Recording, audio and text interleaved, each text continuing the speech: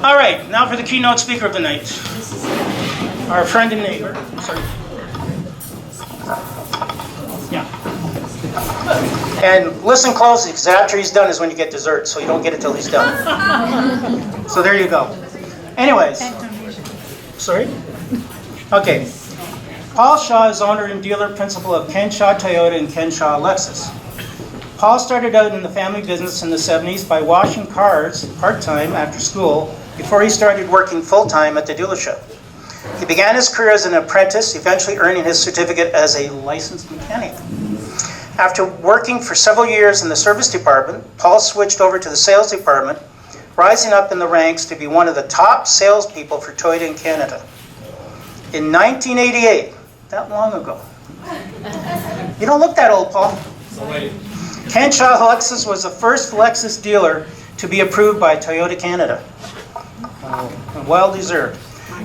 This resulted in a move a few kilometers away onto a then 5-acre parcel of land on St. Clair Avenue West. He departed our Warren Park environment. And we all looked at that building for so long, that white building. Paul is very active in the daily running of the two dealerships and has maintained a customer-focused approach. Consequently, they have become one of the top performing dealerships in Canada.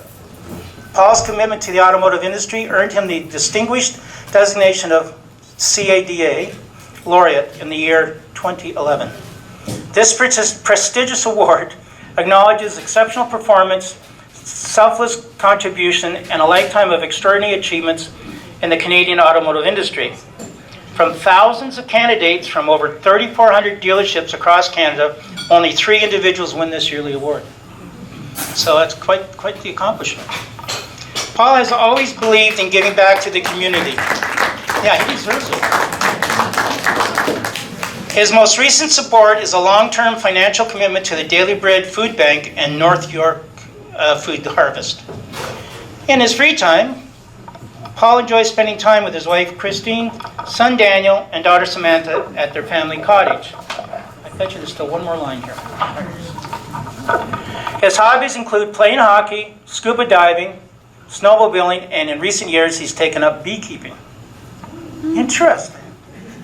Where's the bee hut? At home or at work? At home. Oh, okay. Paul has been active in the automotive industry for over 45 years. So give him a hand. Here is our friend.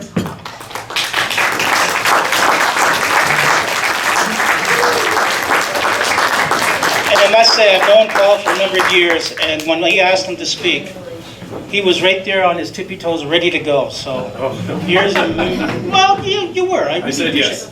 Well, let's give you a quick little background. Paul was going to speak at the Lambton for a history night, the day before COVID hit. Remember that? Yep. We had it all planned, all set up, ready to go, and I had to call Paul and say, guess what, Paul? We're shut, just like you. And we'd spent how long planning that, and now it's taken us 2.5 years to get back to it. 2 years to get back to it. So we really appreciate your, what's the word? Whatever, take it. Thank you. Thank you, Michael.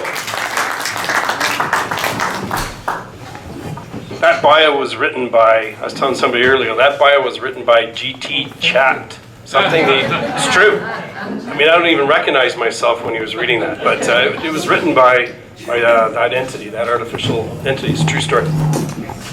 Before I start, I just want to thank very much the Heritage York Board for allowing me to come up and speak on behalf of our family's company. I'm very honored to be here to share our journey, our story. This is our 65th year in business. Ken Shaw Motors Limited started in 1958, and 2023 is our 65th anniversary. We're very happy to be in the west end of the city, very much spend a lot of our time in the city of York, and I'll come across some pictures regarding that. And these days we're up on St. Clair by the Stockyards area. So I've got a few slides here that I want to share with everybody tonight, and I've got a video that hopefully will play after this slide here, but we changed laptops, so hopefully it'll work. If it doesn't, I'll just skip through it.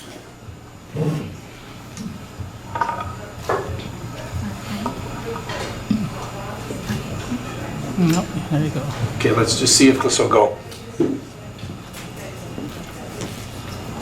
Is there an enter? here maybe? Yeah, try it, see if it works. If this runs, this is a video I put together about a couple of years ago. It's 120 seconds long, 2 minutes long, and it's a history of our company.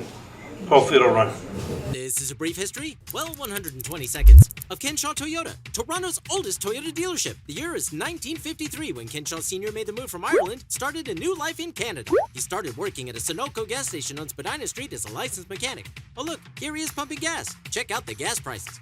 Wowzers! And that's for a liter. 4 years later, he bought his own Sunoco gas station and called it Kenshaw Sunoco. And this is how Kenshaw Motors started. Fast forward, 5 years later, he moved down the road and started selling Renault automobiles. Two major things propelled him forward. One, his humble ways, and two, dealing honestly with his customers. A small car company new to Canada called Toyota took notice, and together they agreed Kenshaw Motors would take on the Toyota franchise. March 3rd, 1968 was the official opening of Kenshaw Toyota. And just like the Beatles, it wasn't long before Kenshaw Toyota was making record sales. 3 years later, it was time for them to expand. In 1971, Kenshaw Sr. acquired Kingsway Collision, a body shop next door to Kenshaw Toyota, and this allowed him to become a full-service operation, offering sales, service, parts, and body repairs to his customers. In the late 80s, the dealership moved to its current location at 2336 St. Clair Avenue West. That meant renovations. And renovations again in 2015. Now it's time to meet Kenshaw Sr.'s sons, Ken Jr. and Paul Shaw. This is them. Oh wait, maybe they're over here. Ah, here they are. Ken Jr. manages the service operations of the business, while Paul manages the sales side. But they couldn't have done it without their long-standing team. So many of them still work here. This is Steve. He's our shop foreman. And meet Vince. He's our paint expert. Now it's bigger and better than ever and has over 150 employees. Look, they even have a massage chair. You can talk to them in person or on the phone. Reception, Cesarina speaking. How may I direct your call? Or online. Kenshaw Toyota is not a chain. They're still family owned and operated. They're open Monday to Saturdays with extensive parts and service hours Monday through Thursday until midnight. Yes, for real. Now you know almost the whole story. We are Kenshaw Toyota, the oldest Toyota dealership in Toronto. From the past, present, and into the future, we are family run and customer driven. That's our story. So thank you very much. Everybody travel safe home. That's the end of the presentation. Thank you very much. I want to go back to the beginning. This is a picture of my father, Kenshaw Sr., in front of his garage in Ballymoney, Northern Ireland. That's where our family's origins are from. This was a picture of him at 23 years of age in 1949. He was working on cars, selling gasoline, tires, not selling, but just working on cars. So this was in 1949. A couple years later, he's married with a son, my brother Ken Jr. And like a lot of people at that time after the war, looked to immigrate to maybe improve themselves and try to get a little bit better. So the decision was made that my dad would leave my mom and my brother back in Ireland, and he would venture to this place called Canada. There's a picture of my dad's business card. K.L. Shaw Garage Proprietor on 33 Queen Street, Ballymoney, County Antrim in Northern Ireland. So as I mentioned, the decision was made to go to Canada. This is a stock picture of the harbour in Belfast in the early 50s. So this would have been what my dad would have seen as he boarded a ship to this country all by himself. He was a mechanic, as I mentioned. He had British Standard tools. So there's Imperial tools, and there's metric tools, and there's British Standard tools. British Standard tools are kind of very different and unique. His friends told him, Ken, you're going to Canada. You're not going to need your British Standard tools. So my dad sold his beautiful set of tools, pocketed some money. He was allowed to leave Ireland with $60 only in his pocket. They had currency restrictions in a lot of countries after the war. Ireland was no exception. So he took off on the ship with $60 in his pocket and no tools, and he landed in Montreal. At that time, the two main ports where people disembarked was Halifax and Montreal. My dad got off the boat in Montreal. Everybody told him that there's no point looking for a job in Montreal because everybody gets off the boat here, thousands and thousands of people. You should disperse and keep going further out into Canada to get a better opportunity for a job. But regardless, my dad thought, well, I'm going to go to the employment center. And he says he asked a very nice person, a nice lady, if there's any job opportunities. And she said, as a matter of fact, there is. There's a position for mechanic that's opened. And my dad said, I'll take it without even asking what dealership it was. Well, it turned out it was a British Leyland dealership. And he'd already sold his tools. Regardless, He went in there and started to work. I guess he was borrowing tools from mechanics around him. He rented an apartment, put down his first and last, about 4 kilometers away from this British Leyland dealership, and started trekking back and forth on the streetcar to his job. In those days, they got paid every week, but they would hold your pay if you were new until the end of the second week. Some of us would remember that's how they used to do things back then. About 3 or 4 days towards the end of that second week, my dad ran out of money, I guess with putting first and last down and different things he had to pay for. He went to the foreman in the shop and asked the foreman if he could get in advance. And the foreman said very nicely to my dad, you know, Ken, if I go and I talk to the owner and ask for an advance, they'll probably let you go. So my dad said, then don't do that. So my dad ended up living on bread and water for 3 or 4 days. He walked 4 kilometers in the snow in the middle of winter, which was probably quite something for a young Irish person that's probably never even seen much in the way of snow. I mention that story not because my dad was any different than a lot of immigrants, but the admiration that I have for people like my dad and other immigrants that came to Canada that really knew nobody when they got off the boat and had, you know, situations like that are frankly worse than my dad. Some of them were even worse or better somewhat, but just that kind of story and just thinking that you're in a country that you don't even know about and know anybody and working on your own and trying to make your way is pretty impressive. A lot of people did that back in those days. My dad stayed in Montreal for, I think, a number of months and decided one day that Toronto was where he wanted to go to. When I was doing some reading and some research for this presentation, I came across a phrase where they said that Toronto was known back then as the Belfast of Canada. I never knew that. So maybe that's what kind of brought my dad towards Toronto.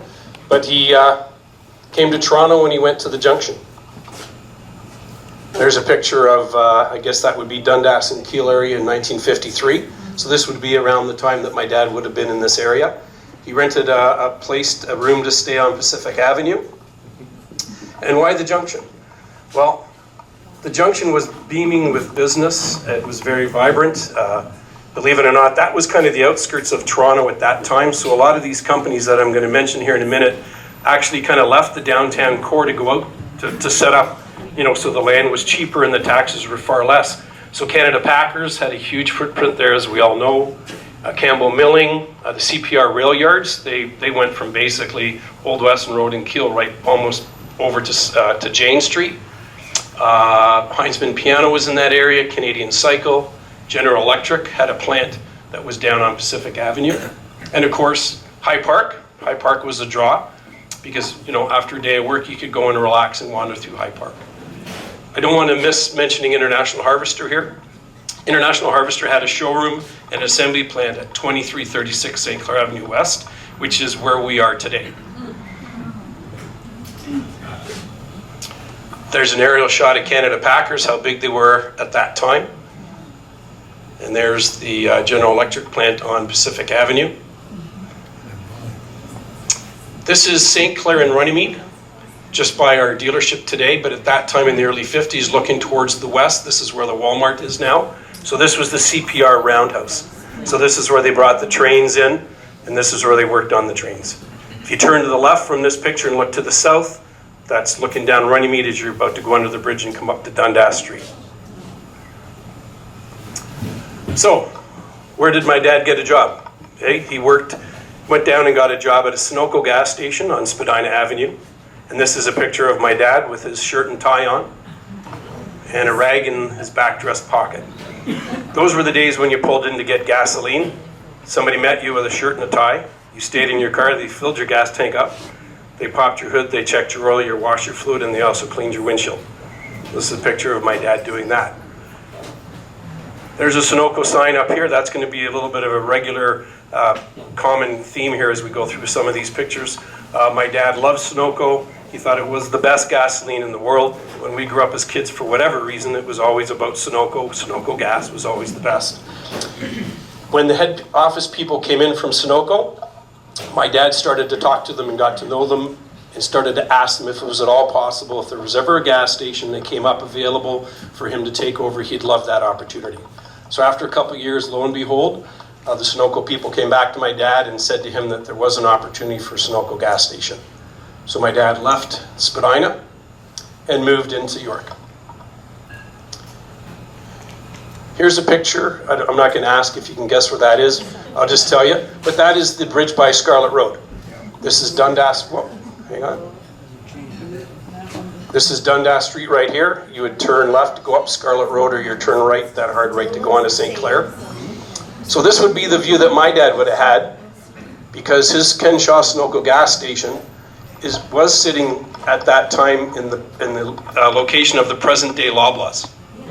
Okay, right at the very top of the hill at Gooch Avenue, and Dundas Street was where Kenshaw Sunoco opened up in 1958. So this was the beginning of my dad's entrepreneurship in Canada. This is when the company first opened. I remember one of my first childhood memories. I would have been about this big. My mom taking me down to the gas station and going in this door, and just over in this corner was this little machine, and it was one of those peanut machines with the glass top bubble thing on it. And I remember putting in a penny or a nickel, and you'd turn this handle and this treasure came out into your hand, right? So that was my dad's Sunoco gas station. Still not selling cars, working on cars, servicing them. My dad loved the neighborhood, loved the area.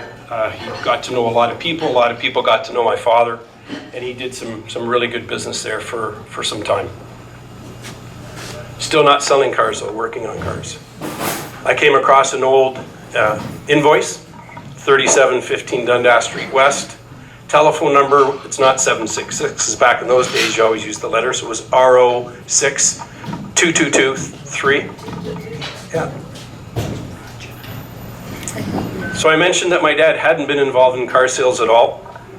I believe he would have had a dream, like any person in the industry back then, to one day have the opportunity to have a car dealership.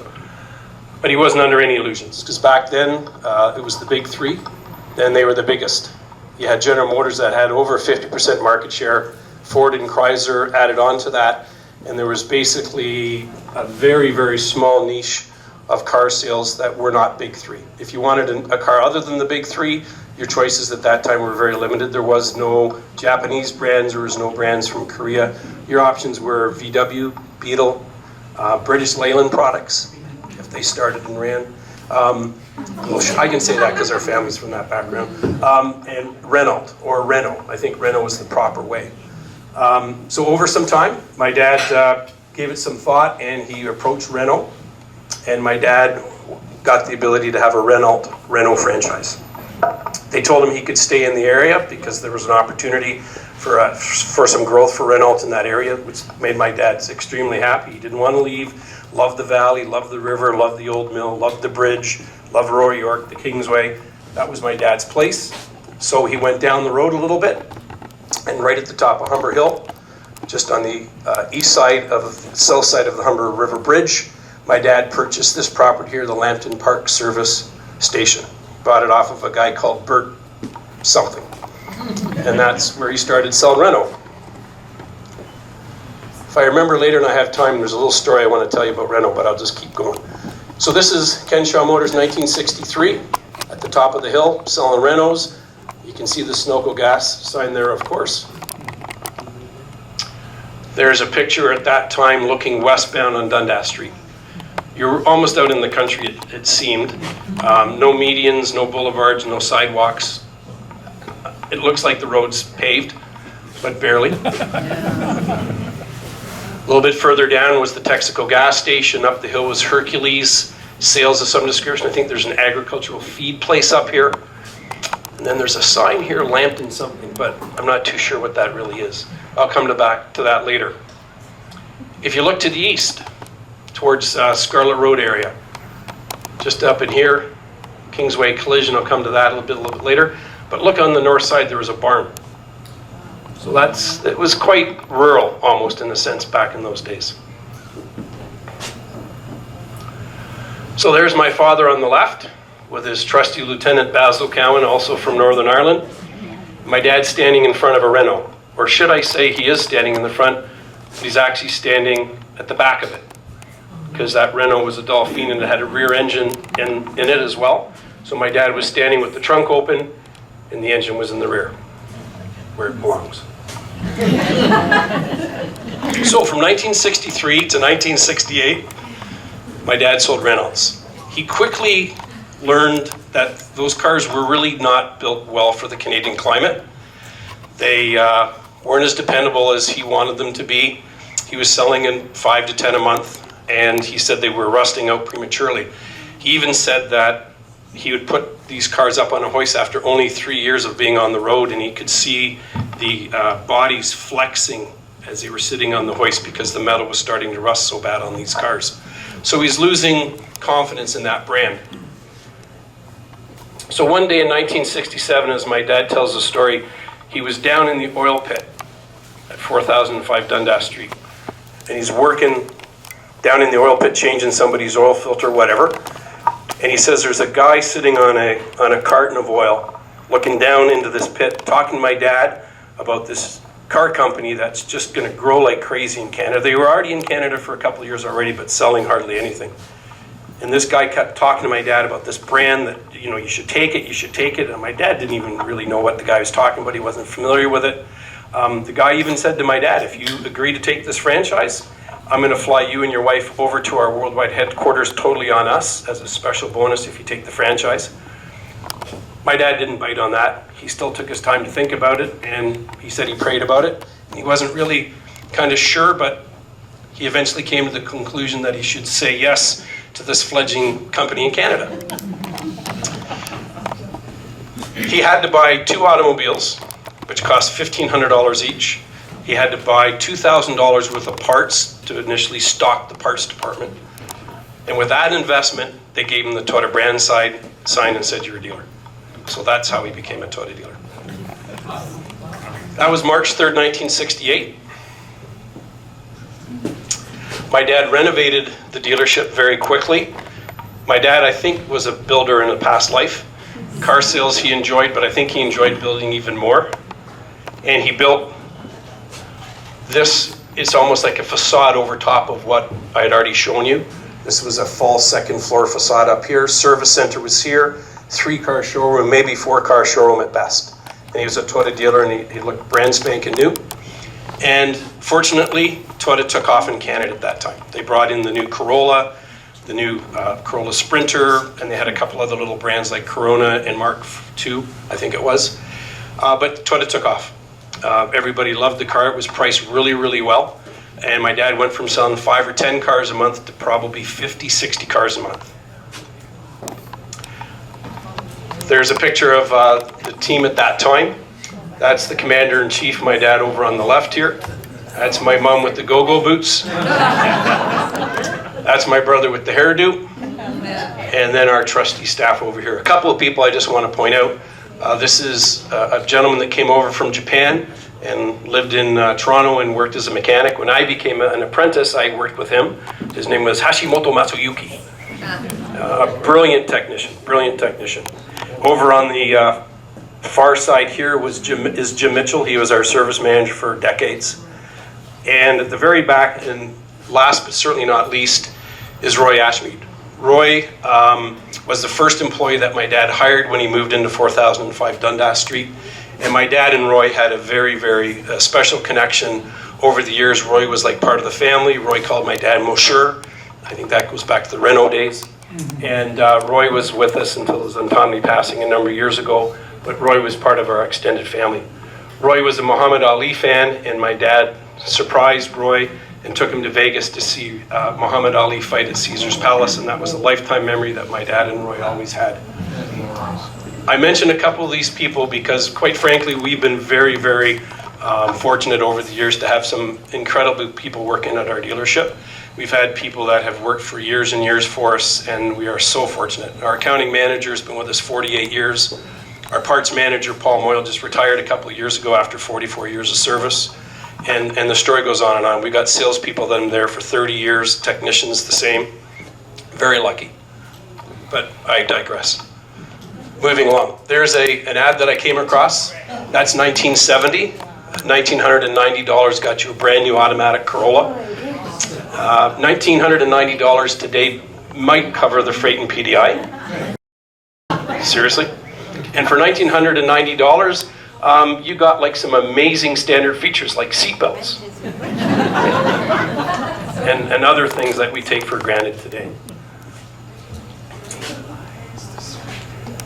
So 1971 comes along. So my dad's been selling Toyotas for about 3 years, and Toyota's booming in Canada, like I mentioned, and like most auto manufacturers, as soon as their sales start to grow, they come back to their dealers and want their dealers to reinvest in the facilities, to be able to have more of a brand image at the customer retail level, and Toyota was no different. So they came back to their dealers, because a lot of dealers got Toyota franchises like my dad, because they had like, call it gas stations. But my dad had already built that nice kind of showroom. But one of the parameters that Toyota Canada had was you had to have 400 feet of street frontage as a presence. If you didn't have at least 400 feet of street presence, you were going to no longer be a Toyota dealer. So my dad didn't have anywhere near that because we had a corner property. So my dad decided to get into the body shop business and purchased Kingsway Collision next door. And now we are in the body shop business. And that's how he kept his Toyota franchise. During the 1970s, Toyota's sales continued to grow. This was the decade that my dad's a smart businessman, but he allowed my brother and I to come into the business at that time for some reason. There's a picture of our operation in the mid-70s. I have absolutely no idea how this picture was taken. This was before drones. I don't think anybody had a step ladder that tall across the road because it was just flat property. But there you go, that's our property. So I would be really amiss to not pass along and not talk about the Lambton Tavern as we called it today. I have two stories that I want to talk about. The first story is when I first joined the dealership right after high school. Everybody at the dealership called me punk, right? It's true. And part of my responsibility was to go get lunch for all the mechanics and anybody else at the dealership 2 or 3 times a week, 3 or 4 times a week to go down to the Lambton Tavern. So I'd get sent down to get the roast beef on a Kaiser. I don't know if anybody here has had the famous roast beef on a Kaiser. Yep. So I got sent down there to get about 7, 8, 9 of them, fries and gravy, and I went into the back room where Johnny was. Johnny was a short guy, a little bit of a bulbous nose, black, full head of hair. He was there with his carving machine doing the roast beef. He had a jar of pickled eggs. And I used to sit down and I talked to him while he would make all these sandwiches for the boys that I was going to walk back up the hill with. He always treated me really nice. He had time for me as a young person. That was really special. But as importantly, he was very astute because he noticed as I would sit there waiting for him to finish these meals that I would get parched and get dehydrated. So every once in a while he'd give a wave to one of the waiters who was going by with the trays. You know, the guys that would pick 4 at a time out of the tray and put them down, 25-cent drafts. And those guys would come in and put a little draft down on the table for me, which made me feel really special. That's story number 1. Story number 2 is after I finished working in the shop and I got demoted down to the sales department, which I didn't like, but I took the demotion. I remember on the telephone talking to people that were wanting to come to the dealership, and I'd be explaining to them like where the store was.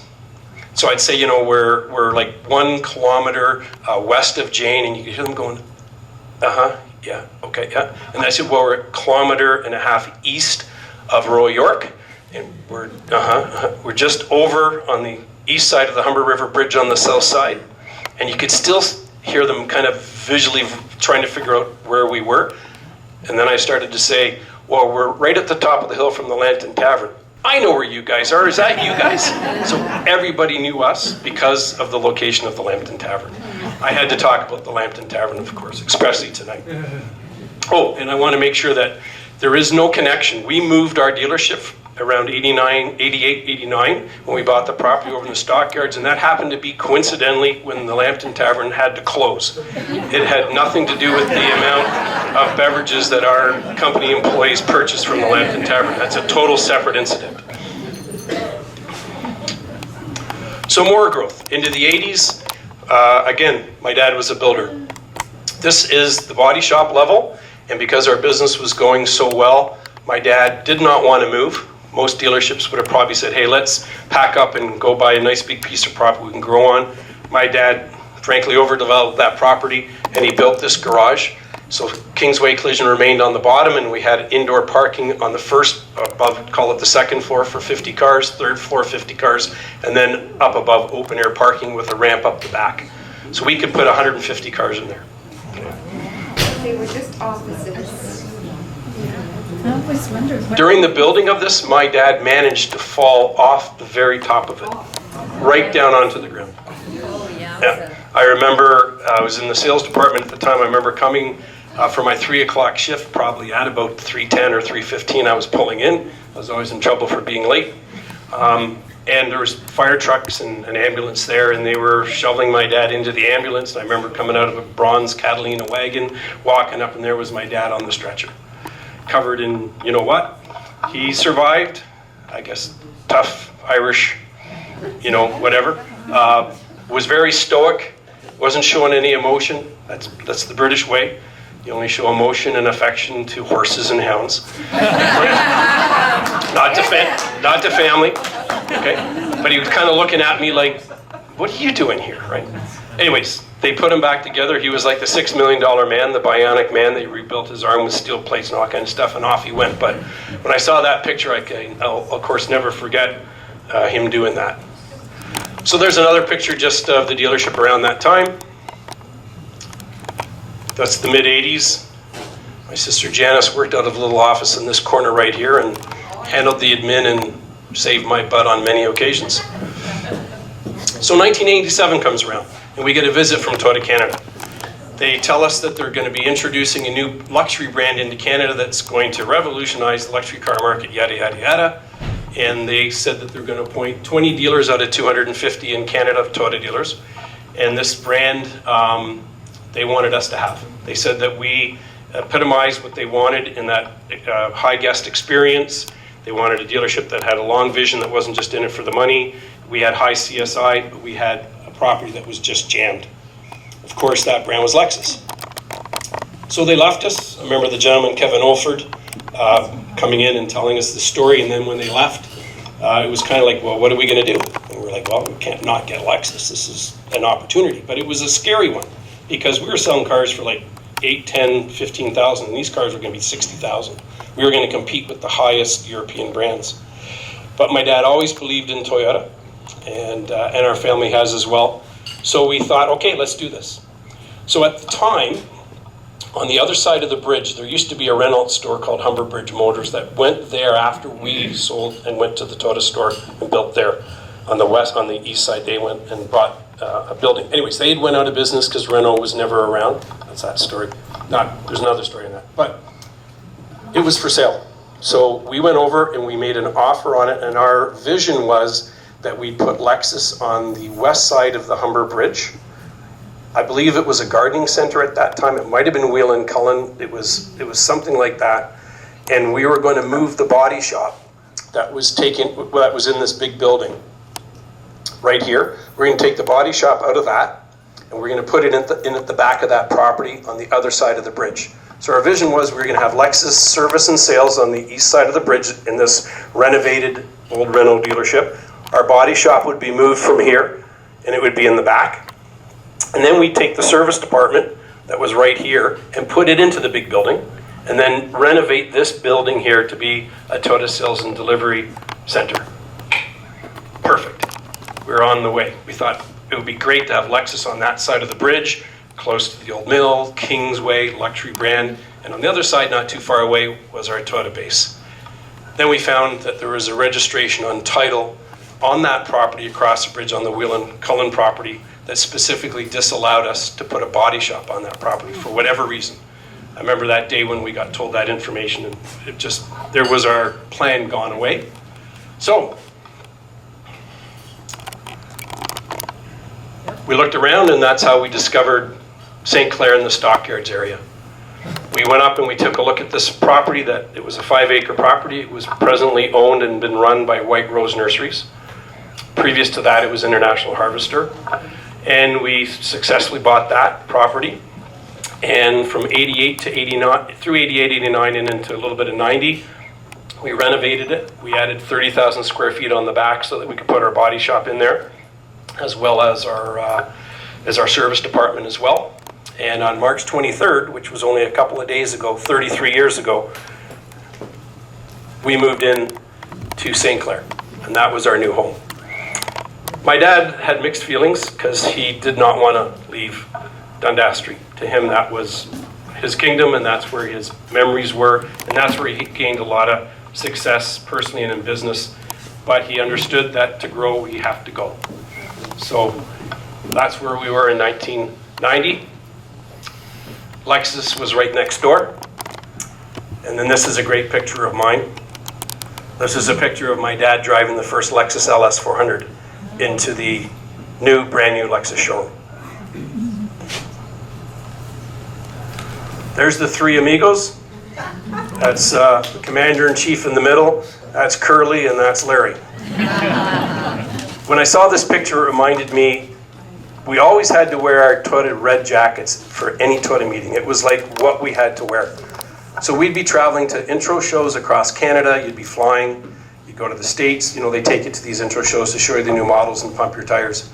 So you'd have all these Toyota dealers in these red jackets. And like, I'd be walking through Pearson, and you'd be getting stopped all the time by somebody going, what gate does the flight leave? Because they thought we worked for Air Canada. You'd be walking down the aisle of a plane, and somebody would stop you for a Diet Coke or something. How could you not think that? So from 1990 to the year 2015, that was how our operation looked and operated. In 2003, our dad unfortunately passed away. He had stepped back from the business for quite a few years prior to that. Ken and I, were running the business pretty much 100% on a day-to-day basis from probably the late 80s up until this point in time. Dad would come in a couple of days a week, 10 till 2, have lunch with the boys, tap us on the head, and then head out the door. But Dad unfortunately passed away. This is a picture of our last family picture together. My dad on the left side, myself, my two sisters, Lynn and Janice, who are both here tonight, and my brother and my mom. My mom's still with us. She's 94 years of age. Good for her. So in the year 2015, Toyota they came to us actually a little bit earlier than that. Toyota came to us and Lexus came to us and said, it's time to renovate, guys. You've had a good run, but your dealership's looking like it's pretty ancient. So in 2015, we did some significant renovations and additions to the building. Over the years prior to that, we were able to grab a little bit of property around us. At the back of us, there was Lions Demolition. We grabbed that piece. We got another railway spur that came right by the dealership. If you remember, there's a chemical plant right down on the northwest corner of Old West Road, Keele and St. Clair. And once that was announced that it was leaving and the Stockyards Mall was going to be coming in, that railway spur that served that area was then able to be gone. So I got a call from the railway line wanting to know if we wanted to buy the railway spur that came up by George Bell on the south side of St. Clair, cross over St. Clair. I remember them once a week having flagmen out there as this train went right by the side of our dealership, rumbling. And that spur went right up to the back of our property and then turned and went east in a straight line right down to the very end where the Stockyards Mall is now. So we bought that property. I remember we sold the railway metal for a good $1. I remember I sold a piece of land that was on the other side of St. Clair on the south side behind our used car department that went towards George Bell. And it was 22 feet wide and the guy built a house on it, which I didn't think you could build a house on 22 feet of property, but he did. Anyways, we grabbed a little parcel here and a little parcel there over the years, and we were able to add on. Lexus and Toyota did us a favor. If you look around Toronto and across Canada, all the Toyota dealers are totally separate buildings, totally away from the Lexus. They've separated the brands. They allowed Ken and I to build under one rooftop, the only Lexus and Toyota dealership combined under one rooftop in Canada. They did that for a couple of reasons. They kind of realized we had a good sized piece of property in, call it now, downtown Toronto. So we were able to build that way, and we had a decent relationship. Toyota Canada's been a great company to work with. They're not like other car manufacturers, quite honestly. They respect their dealers, and if you work with them, they work with you. So they allowed us to build our store, 2 franchises underneath one roof. If you're in our dealership, there's only one hallway that connects the 2 franchises, and there's a code to get through to get into the side. So they've really separated it. Where am I going with this? So there's where we are today, up on St. Clair Avenue. And I think that is kind of most of my story. I hope I'm staying on time, Michael. But I want to end with this slide. Okay? I mean, that's where we are today. 10 acres on St. Clair. And that's my dad at the age of 23 in Ballymoney with his garage. So with that, I thank you very much for your attention, and thank you.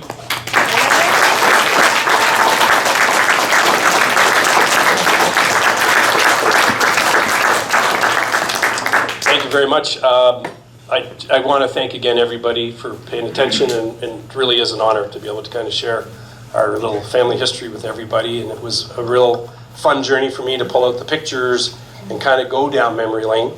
I left a lot of pictures out, but you know, you're looking at them, you're going like, wow, that was all those years ago, and as we all know in this room, time goes by so fast. It's a real blessing to be able to look back, so thank you. Do you want to do a Q&A? I got it. Okay, yes? I have a question. Make it an easy question. I want to finish on a relative high. Okay, just one, and then I'm going to email you. Where would you like to take this legacy to in the next 10 years, 5 years? The question is, where would I like to take our legacy in the next 5 or 10 years? How do you see it going forward from here? How do I see it going forward from here? Well, we have third generation other family members that are serving presently in the minor leagues that are possibly going to be called up from the farm team to one day play in the majors. My brother's son is in our company. Over to the table to my left over here, there's a young man who I won't mention by name, but he's taken automotive at Fanshawe College. So I think we're positioned for whatever the future will bring us. And with the future, we talk about less gas, less oil. We're talking about batteries. Is the company all of that too? So the question is gas, batteries, electric, all that stuff? Absolutely. Yeah, that'll be a significant part of the future. Yep. Okay. Yes? Ken, earlier on in your presentation, you mentioned being in the mechanical area and then being demoted to sales. Sorry? You were demoted to sales. Correct. Why were you demoted? That was sarcastic. But am I okay for a couple more minutes? Yeah. I know this gentleman here. So I can talk to him like that. If I may indulge just a little bit, my family knows this story. I was working in the shop as a mechanic, and I really enjoyed it. I'd have been in my like early 20s, and my goal at that time was to make what my age was. So if I was 21, I wanted to make 21,000. If I was 22, I wanted to make 22. Anyways, I got called upstairs on a Friday afternoon by my dad.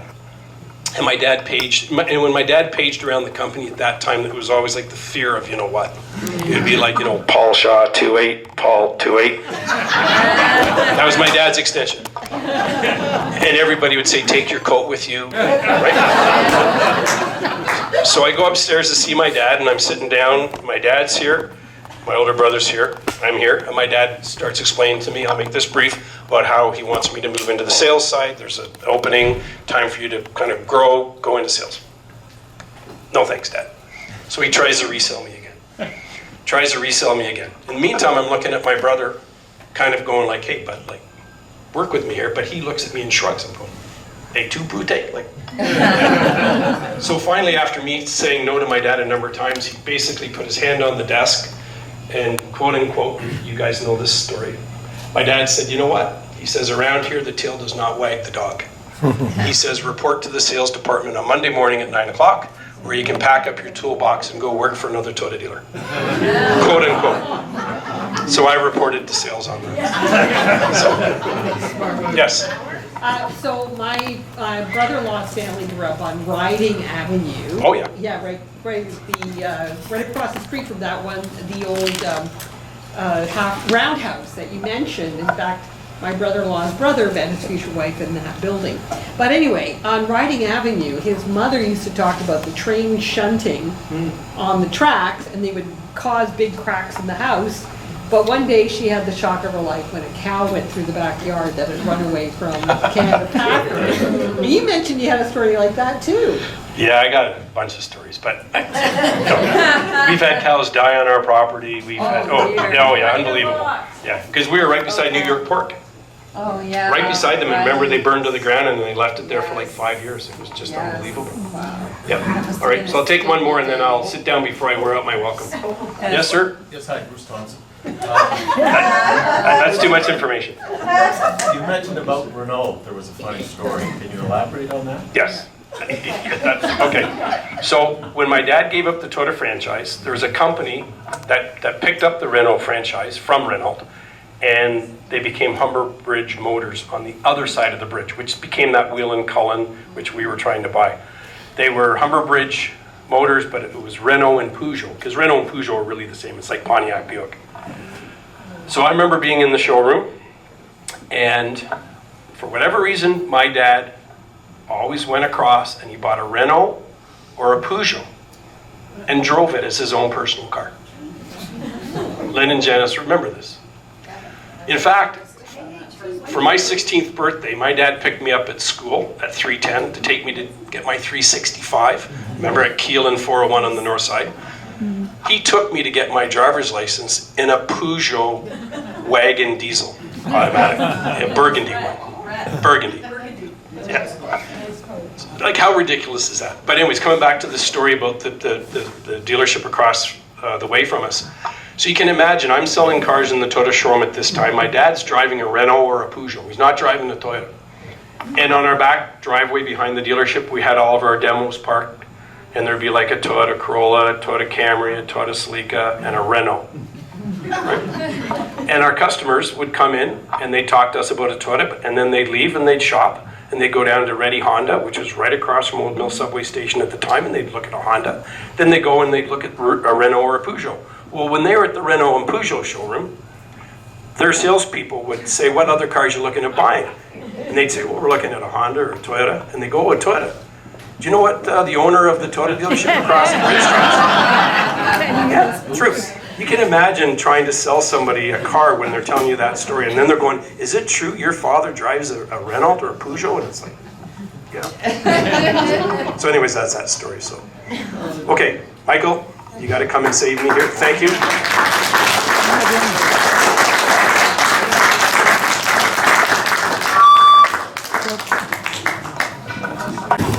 Want me to fall flat on my face? I'd like to thank you very much on behalf of Heritage York. My grandfather came here in 1912 from a little place called Glencoe, which is not far from Ballymena. And he worked at the CPR West Toronto Yards. In 1989, 1990, just before you vanished from the top of Humber Hill, I walked in and looked at cars and went home and talked with my parents, and we came back and bought a Toyota Camry wagon. It was the last car you sold there. And you couldn't deliver it to me. I couldn't pick it up there because you were moving. So it was delivered to the parking lot at the Board of Education on 223 Drive. That's a good story.